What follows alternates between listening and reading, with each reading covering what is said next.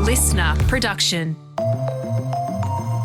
Hey, it's Tara Cassidy here, and welcome to this bonus episode of The Briefing. Randa Abdel-Fattah has been back in the headlines this week after she was removed from the Adelaide Writers Week 2026 lineup in the wake of the Bondi terror attack. The festival's board says it advised Randa that they won't proceed with her scheduled appearance at next month's event, but wanted to make it clear they weren't suggesting she or her writing has any connection to the Bondi terror attack. Rather, that based on her past statements, it would be culturally insensitive to go ahead with the appearance. In response, Randa posted on social media calling the decision a blatant and shameless act of anti-Palestinian racism and censorship, and a despicable attempt to associate her with the Bondi massacre. Since the announcement, dozens of authors have withdrawn from the festival in solidarity. Antoinette Lattouf sat down with the pro-Palestine advocate, lawyer and author last year on the Weekend Briefing and spoke about a similar incident that happened with the Bendigo Writers Festival and how she manages the sustained attacks on her. Here's that chat with Antoinette and Randa. Randa Abdel-Fattah, welcome to the Weekend Briefing. Thank you for having me. So, a lot of people would know your work, or at the very least have seen you in the headlines, but I think very few people get to know you. I want to know what Randa was like as a child. I wore my mum put me in a PLO jumper at a 1980s birthday party in a Melbourne car park. I remember that. Okay. I've always been raised in a very Palestinian political family. Yeah, okay. I've always had a very strong sense of my identity. So PLO, for those who aren't aware, Palestinian Liberation Organisation. So a young Randa, I was thinking, I like to play with dolls. I loved dolls. I loved Kylie Minogue. I'm a child of the 80s. I grew up in Melbourne, in Naarm. My father's Palestinian, my mother's Egyptian, attended a Catholic school. Okay. All these things informed sort of my identity, my confusion, but also my very strong sense that I was connected to communities. So you're Muslim, but you attended a Catholic school? Yeah, in primary school, my parents sent me to St. Clement's Catholic school. Okay, why did they do that? They wanted a school that had sort of similar religious values. And it was a school that was predominantly Italian migrants. Mm-hmm. And they just felt very much that it was a safe place for me to go to. I loved it. I flourished there, met so many friends, and then attended Australia's very first Islamic school for secondary. Mm-hmm. And that was really where I came into my identity. It was right around the time of the Gulf War. Mm-hmm. And that very much gave me a sense of understanding that I was other. Yeah. At that time, we still didn't have a sense of being settlers on stolen land. Mm-hmm. This was a time where, migrants were trying to fit in, belong, create a life for themselves, the pressure financially to make it, that sort of model minority. Yes. So all of that politicization came throughout high school. Yeah, through the context of being otherized in the wider context of the Gulf War and the Arab and the Muslim being seen as a fifth column. And for a moment, I just want to know a little bit more about your parents. So what was their story and their journey to Australia? So my father's older than the state of Israel. He was born in 1945 and he grew up in Nablus in a village called Borka. His family was irrevocably impacted by the creation of the state of Israel. They fell into extreme poverty, and like so many Palestinian families then, the older sons were sent to the Gulf-rich, states like Kuwait to work and, send money back and support the family there. My father went to high school in Kuwait and then 1967 occupation happened. So It was shut out.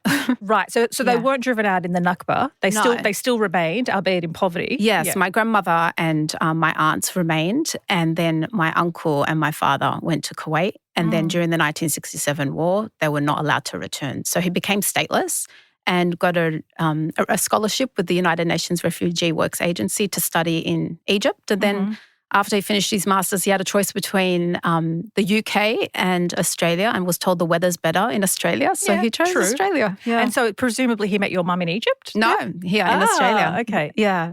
And my mum's Egyptian.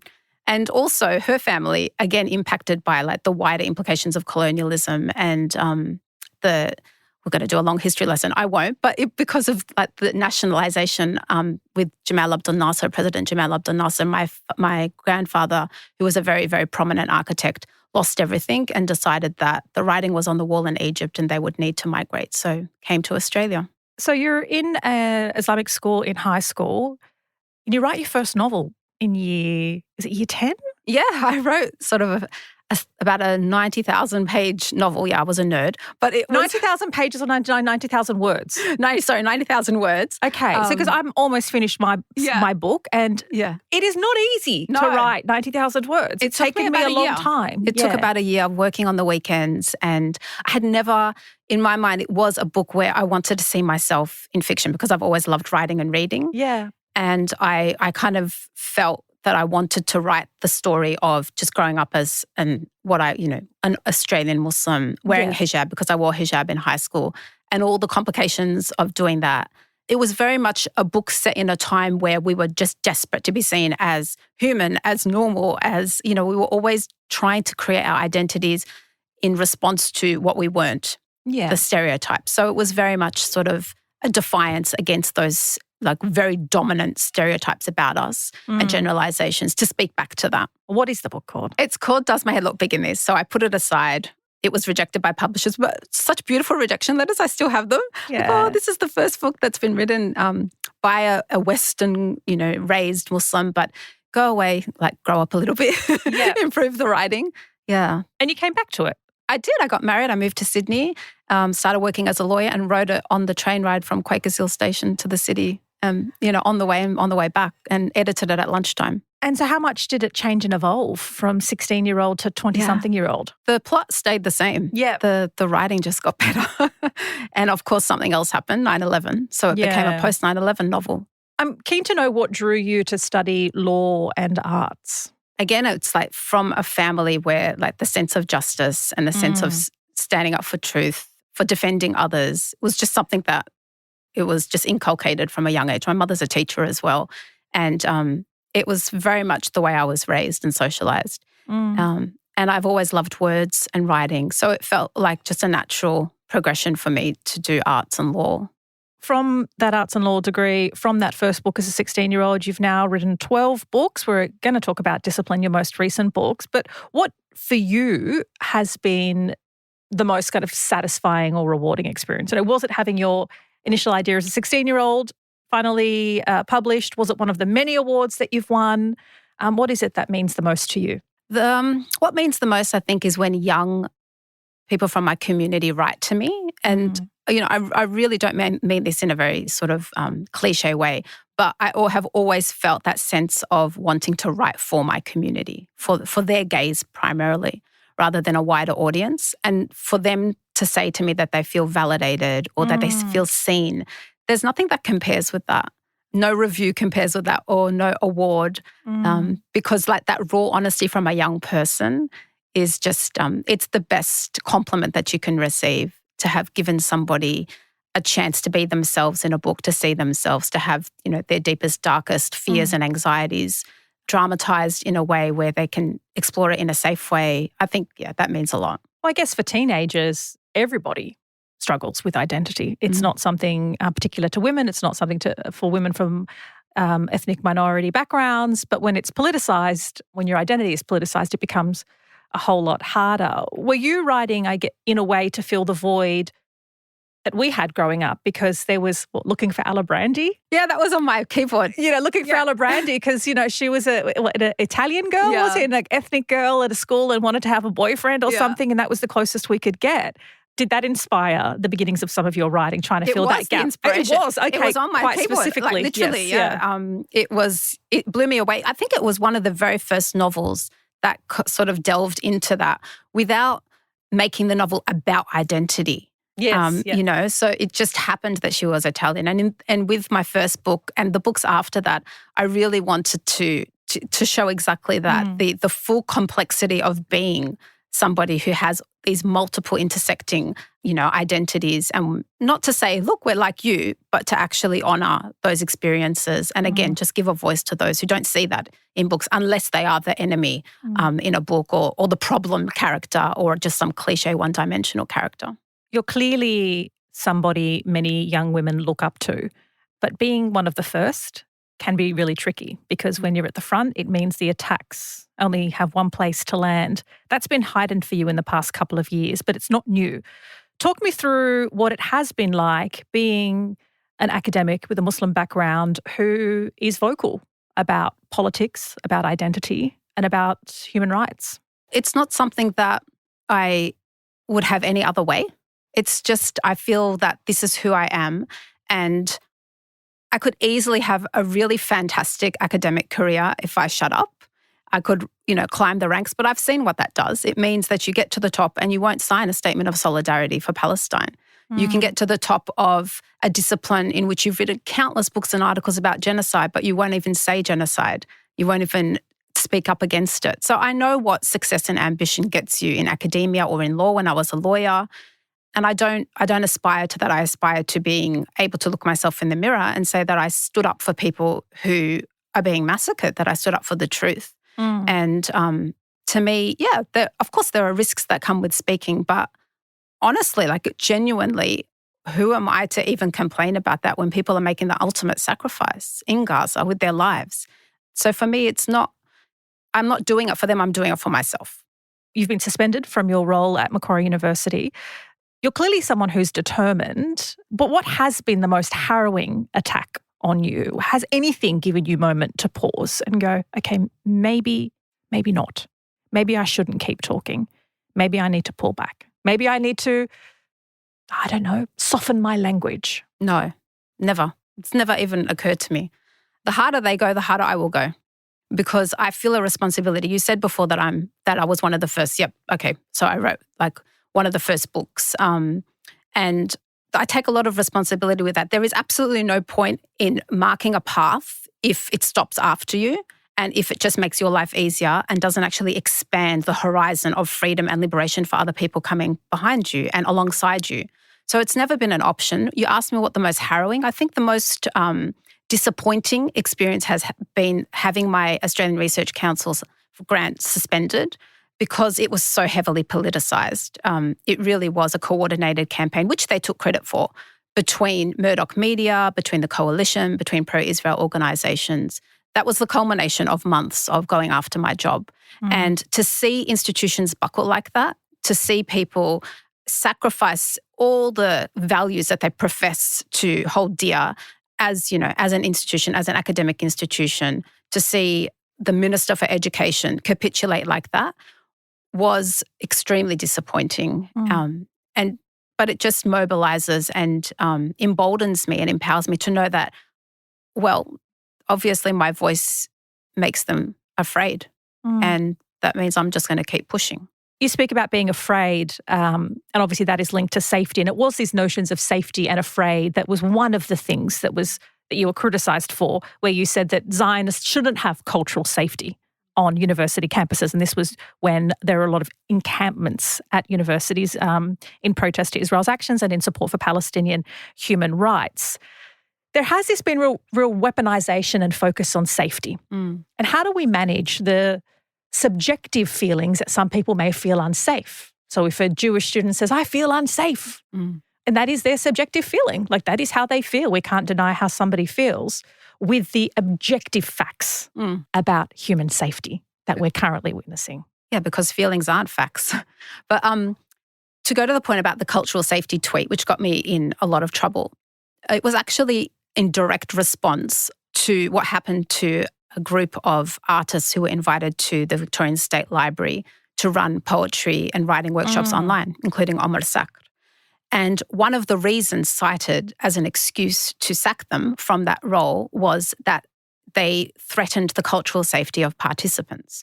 And it was this weaponization of very specific language that actually is rooted in Indigenous knowledge production and Indigenous policies around cultural safety for Indigenous peoples in institutions that are historically harmful. It was never intended to be weaponized by settlers or oppressors or people who cause harm in order to protect themselves. And so it was never about physical safety or psychological safety or emotional safety, although I think that's debatable.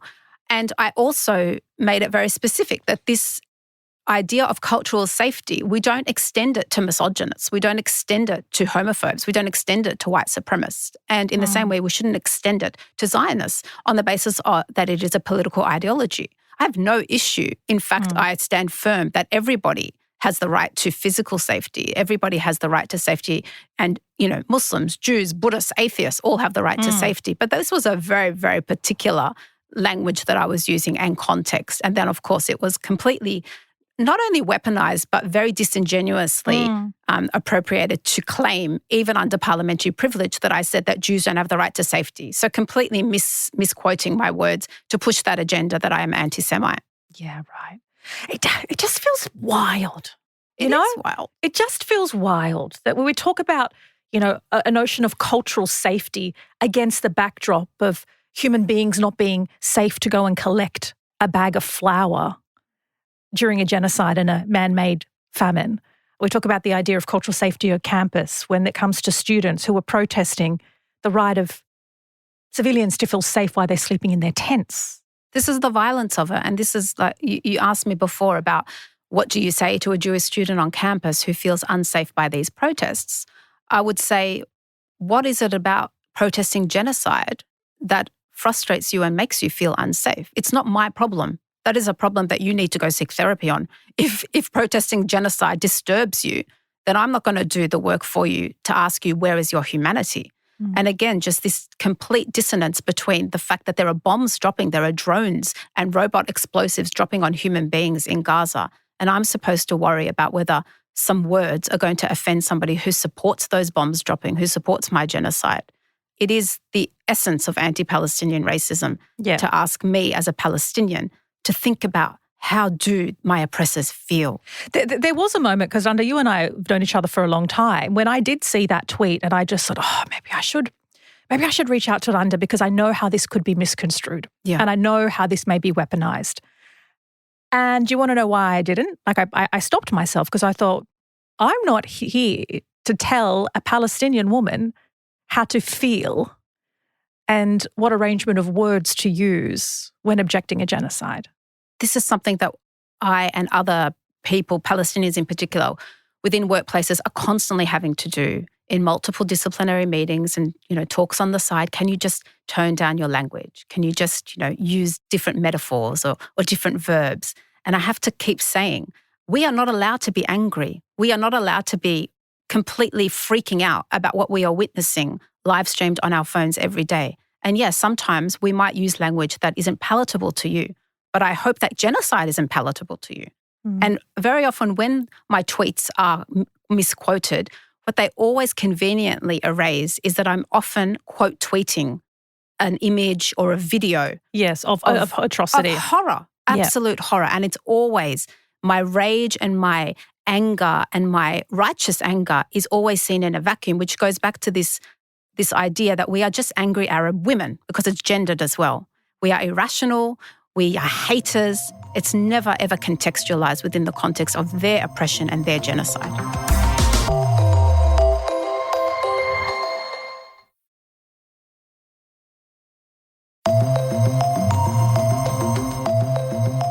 So your new book, Discipline, is fiction, but it reads like non-fiction because it's about a young Muslim Arab journalist in a newsroom trying to navigate finding her place in a newsroom, but also against the backdrop of human rights atrocities against Palestinians and managing editors and all the expectations and community expectations. I mean, how much of that book feels like fiction when you were writing it? So I actually started writing it in around 2021, 2022. Which is crazy because reading that, I thought, did you just start writing this in the past 18 months? No, I still got all the notes. It was actually an ensemble book which had 5 characters. And I put it aside because I actually put it aside. I have an email to a publisher in September 2023 saying, do you think there's an appetite for a book like this? Have people forgotten the racialization of Western Sydney suburbs and young Arab Muslim youth and the racism within the academia and the media because it looks at both characters and worlds. And so I put it aside and then October 7 happened and I was creatively paralyzed. I think I returned to it a few months later. I wrote and I finished writing it within 4 months. And honestly, fact couldn't keep up with the fictional world. And then I deliberately said it in May 2021 as a kind of cautionary tale, a foreshadowing of what happens when people are silent, when those with privilege choose to remain silent. And we have the evidence of that now. Even when you don't want to be silenced, as we've both learned, institutions often want you to be silent.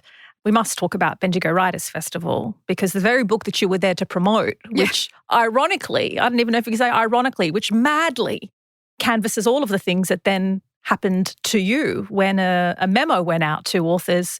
Essentially, this is the too long did it read version. Don't criticise Israel on any of your panels. I mean, what was it like reading that email? It's like you said, ironic doesn't capture it. And that's why I had so much fun writing this book, if you could say fun, writing through a genocide. But sometimes these institutions need to be ridiculed. And the utter madness and insanity of what they do, and the veneer needs to come down, and they need to be exposed, because all the things that they laud themselves for are so easily able to be collapsed because they are so intent on appeasing the lobby and protecting a state from criticism. So when I received that code, I thought, oh, this is about me. I'm the only Palestinian, actually. I think I was the only Palestinian writer at the festival. And it was a no-brainer. There was no way that I was going to commit, because it required you to commit to it. And I felt there's no way I can be disingenuous and do that. But what did you sit and talk about? What did they expect you to do on the panel? Like, what could you do? I honestly think my presence as a Palestinian is disturbing enough, because they know that I have been followed at every event, and anything I say then gets, spun into an article in the Murdoch press. And most institutions, I don't think, are ideologically committed to Zionism. I think they are just cowards and feckless, managerial class who won't stand up and say enough is enough. Who go into this kind of panic, crazy corporate brand mode, which actually decimates their brand. Absolutely. And they instead choose to engage with us and treat us as risk management, rather than as human beings. Yeah, so it was an absolute farce to be told that that my voice would be managed on a panel where I was speaking about managed voices and silenced voices. Can't make it up. Did the pace and the scale of the solidarity surprise you? Because I dare say that wouldn't have happened a year or so ago. Yeah, well, we have the example of the Sydney Festival, the 2022 Sydney Festival, and I was heavily involved in that boycott movement as well. So I know what it means when people their hands need to be held through, these sorts of movements. And this was entirely different. This was incredibly humbling and just so empowering to see, a momentum of writers and artists withdraw, not just in solidarity, but for their own principles, understanding the bigger picture here. It's not just about Palestine. Palestine reveals that it's a litmus test for everything. I didn't ask anybody to withdraw. I did it myself, and yet so many did. So I think that this is a real turning point, a tipping point, and I hope institutions can take heed about what's happening, because most people are just not putting up with this culture of repression and silencing anymore. It does feel that Bendigo Writers Festival and a whole bunch of other institutions haven't learnt a great deal in the past couple of years. What should they be doing in the face of lobbying pressure and Murdoch attacks? When you look at the kind of complaints that they receive, they're so obviously frivolous and vexatious and defamatory. So at the basic level, some due diligence would be nice. Don't just panic and take things at face value. Understand the politics behind this, because the politics has been something that the pro-Israel lobby has been very open about their tactics and about their campaigns and the way that they pressure institutions. So it would be about admitting to that. But I also understand that institutions are still agents of the kind of white supremacist culture that we have in Australia and that structural racism. So it's kind of like asking people to turn on themselves as well, because they would have to admit that there's a lot of work that needs to be done to dismantle those systems that protect this kind of pressure groups. So I think that we just have to keep doing the work to lift the mask, to expose these machinations behind the scene. And it's about people power and mobilising people, enough people that speak up. It will upturn the system.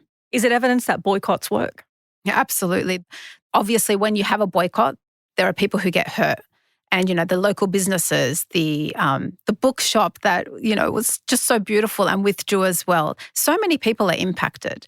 But again, this speaks to the fact that you have to target those who are responsible for this in the end, and they need to take accountability for the consequences of their actions. So they thought they were just going to get me, but in the end, they decimated an entire Writers Festival, and they have done irreparable damage to the reputation of Bendigo Festival. It's going to take a long time for it to be able to salvage its credibility. So I hope that people can see that this is much, much more beyond me, that everybody needs to take a stand here. What's the danger to society when arts institutions and festivals and universities and media outlets are all muzzled? Well, we can see that what happens is we take the conversation somewhere else. We create our own spaces. And on the one hand, I actually see that because the pace of repression has been it's been escalating and escalating, we have actually stepped up to the task. Community has stepped up to this moment and created alternative spaces. And we've been able to forge our own paths, forge our own spaces where we can do this work and speak to each other, build ourselves up in each other.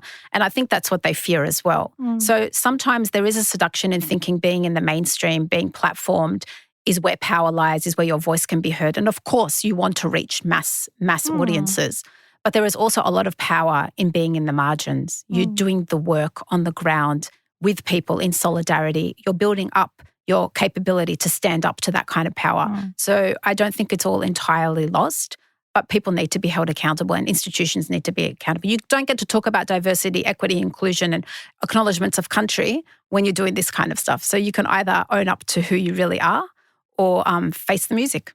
In addition to witnessing an unfolding genocide in Gaza and having enormous attacks on your professional career, on your reputation, on your physical safety, you're also a mother of 4, which is something that, for reasons I probably understand and empathise with, you don't share a lot on social media, and perhaps many people in the public don't know.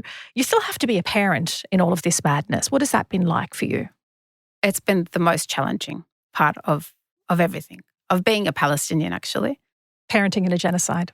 Yes. Yeah. Because every day that you're fighting, you're taking away the mental and emotional energy to be present with your children. And at the same time, you can't stop fighting because you're fighting for them. Because I'm fighting in a world where people who look like my children are discarded and dispensed with, and their body parts are being, buried in plastic bags, or their children, brothers' backpacks. So I am in a world where my children, and by extension, all children, are potentially dispensable. And so I can't stop that fight. But of course, it's draining at times. It means that you can't necessarily be the best version of yourself at home, but you just keep going, doing a lot of work. I find that I have a shorter fuse. I find that if my children don't finish their meals or complain about what I'm packing for lunch, I'm probably like a broken record. I'm like, you will eat all of that? Yes. Do you know children are starving? Do you know they're not only starving, they're being shot while they're trying to get food? And I'm like, I don't know how much damage I'm doing to my children. Just kind of yelling at them. And I'm like, look at this picture. Look at this emaciated child. Eat your vegetables. And I'm like, and I'm so angry all the time. Yes, yeah. Definitely there's a shorter fuse because you're operating at a different sort of level of stress and panic about the kind of world that they're being raised in and what is their future. But they also remind me a lot about letting go of that and just being in the moment with them. But I can top that in terms of guilt. Oh, okay, go. My son is in year 12. So imagine going to him, and he always laughs about this, with like videos from students in Gaza who send me videos of them like studying for their year 12. And I'm like, see? They're studying in the rubble. You're playing Fortnite and they're studying in a genocide. He's like, Mum, seriously, stop it. What about like crying in front of them? Because I find myself crying a lot more. Yeah. And this has turned into a therapy session, by the way. 2 Arab women in a room during a genocide. No, I'm actually tearing up. I'm not an easy crier. I think I've had all my tears just out. I'll cry at random moments. So I'll be at the shops with my kids. Now, sorry. Yeah, that's fine. Like I'm probably used to it. I am in a lot in a state of disassociation for most of the time as a protective defense mechanism. And then I'll probably cry on the way home today. It will just hit me. But yeah, I see it. It's so hard to parent at the moment. Oh, like you said, I keep thinking they're going to be in therapy one day. But at the same time, and I truly believe this, Antoinette, that they'll be proud of us because we fought for them. And I truly believe this. I'm doing it for them. I would love to be that mum who steps back and just, I am a soccer mum. Yeah, I would love I still have to turn up to I'm a soccer mum and a taekwondo mum. I would love to be that mum who sits and, goes through her phone and just taps out of the world instead of that mum who's watching them during taekwondo on her laptop doing Canva tiles about genocide. Yeah. But every time I do that, I say I do it because of them, because I have to fight for that world. I don't want my children to grow up in a world where genocide is normalized. So I have to keep reminding myself of that to give me the strength. And obviously, everyone makes mistakes as parents. I think our mistakes will be gentler.